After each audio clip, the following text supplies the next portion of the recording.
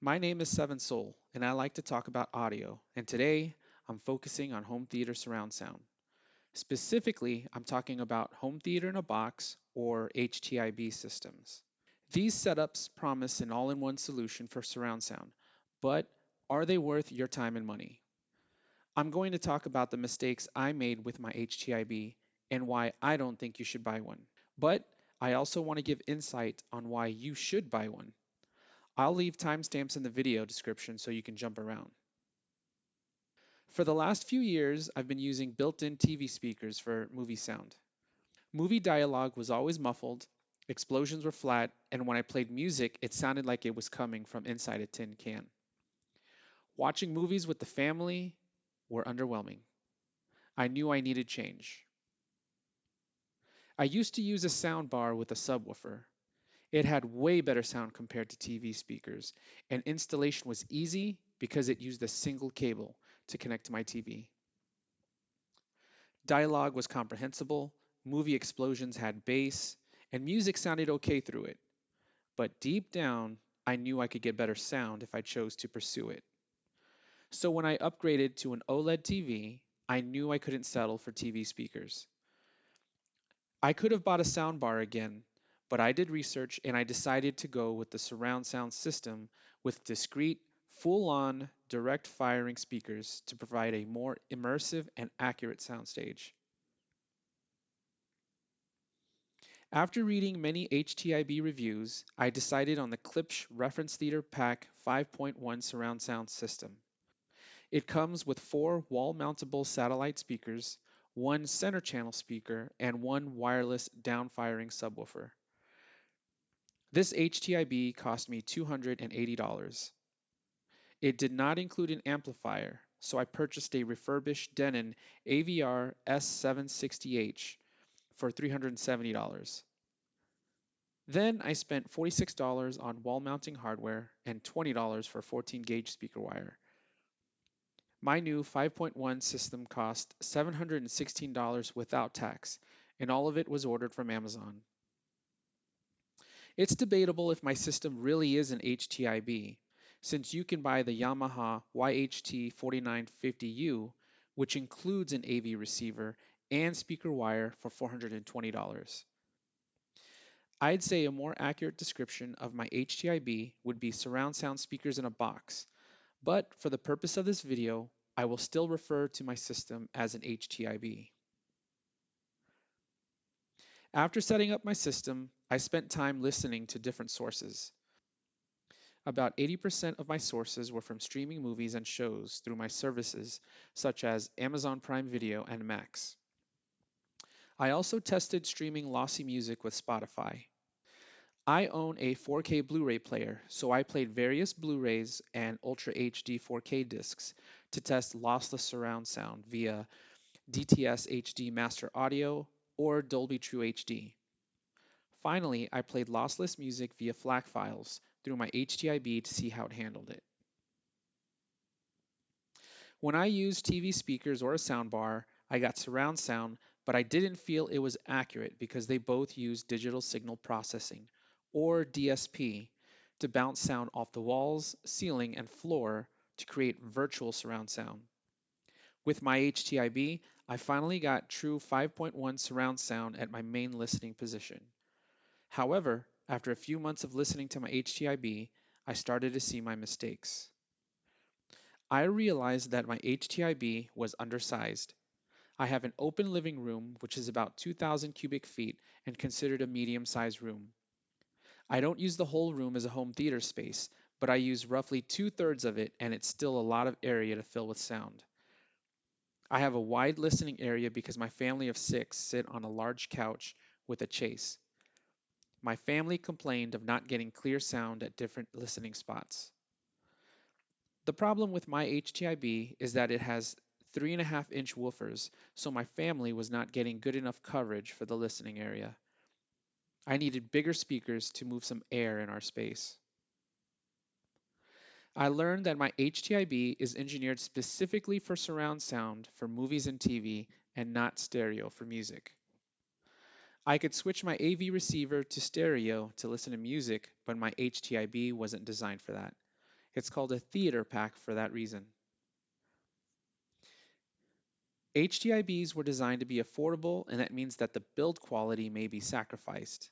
It's not uncommon to see cheap materials and flimsy construction when compared to high end speakers. HTIBs might not show these construction issues at first, but subpar performance and lack of durability will reveal themselves with time. I didn't experience this, but an HTIB is going to take up floor space. Let's say that my Klipsch speakers were not designed to be wall mounted and that they are recommended to be used with bookshelf speaker stands. Those stands are going to take up floor space, especially with four speakers on stands and a subwoofer. Not only do you have to worry about running speaker wires, but now you have speaker stands around your room.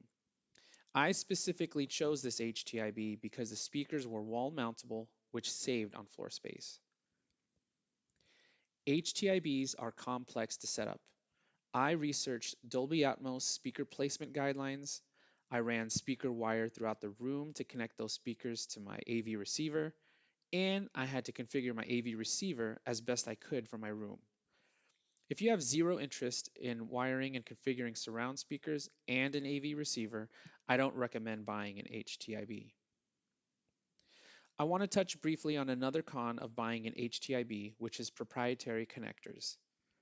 This means that connectors used on the speakers or the AV receiver have manufacturer specific connectors which do not allow you to swap out components from different manufacturers. For example, let's say you wanted to swap out your center channel speaker with one from SVS.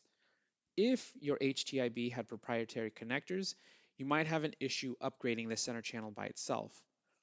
Essentially, you might have to upgrade the AV receiver as well, but that also means you'd have to upgrade all the other speakers since they will no longer connect to the HTIB AV receiver. In summary, you may have issues mixing and matching components because proprietary connectors could limit that ability. Once I realized my HTIB didn't meet my needs, I needed to upgrade sooner than later. My options were to buy a different HTIB with bigger speakers, build a whole new system in stages, or upgrade my HTIB in steps. I decided to upgrade my HTIB in steps. However, if I could do it all over again, I would have built my surround sound system in different stages. I would have had better results saving up money and buying good speakers within budget that had big enough woofers for my space. I would start with a basic 2.0 stereo system first. I would purchase a good set of floor standing speakers that handle both movies and music, and I would get by with a phantom center for movies. I'm a bass head, so I would save up and buy a solid subwoofer to make it a 2.1 stereo system. Then I'd save up more money and I'd buy a second matching subwoofer to go to 2.2. To finish the front stage, I'd buy the best center channel speaker I could afford and move to a 3.2. And finally, I'd buy the two surrounds to get to 5.2. When I'm ready to upgrade to Dolby Atmos, I'd get two overhead front speakers to go to 5.2.2, and I'd finish off my system with two overhead rear speakers for 5.2.4. I didn't want to make a whole video just berating HTIBs because they are still a valid solution. I want to bring up reasons why I think you should buy an HTIB. My first reason is that they can be cost effective. If you're on a budget, you can easily find an HTIB in your price range, or you can buy a refurbished HTIB or just catch a system on sale. You get all surround speakers at once without breaking the bank. I bought my HTIB for under $300 without the AV receiver, and I think that's a steal. Secondly, HTIBs are convenient. They come with all the speakers, sometimes they come with an AV receiver, and some HTIBs even come with speaker wires, all neatly packaged in a single box. If you're a beginner to surround sound, this is appealing. All the components were engineered to work together, so you don't have to make purchasing decisions with separate components. With an HTIB, it's a plug and play solution. This could be an advantage to a minority, but my HTIB forced me to learn how to wire speakers around my living room and the importance of speaker placement. I learned how to hide speaker wires, how to strip speaker wires, and I even researched banana plugs. I learned about the Dolby Atmos home theater installation guidelines, but I even learned about RO3D. These are lessons I learned that I wouldn't have gotten from purchasing and configuring a soundbar. My biggest reason why you should buy an HTIB is that you get surround sound now. No building a surround system in stages, you get the whole 5.1 experience at once. After I installed and configured my HTIB and listened to it for the first time, I was blown away. There's nothing like watching a film and sound is coming at you from all directions. It truly takes movie watching to the next level. In conclusion, HTIBs have their place.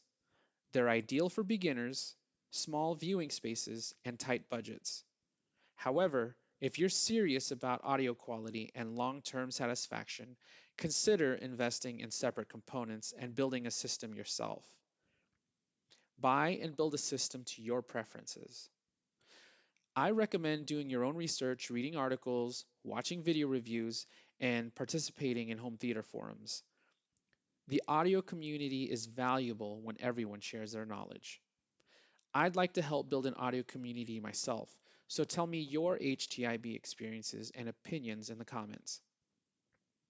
If you found my video useful in any way, please give my video a thumbs up so it can be seen by the right home theater enthusiasts.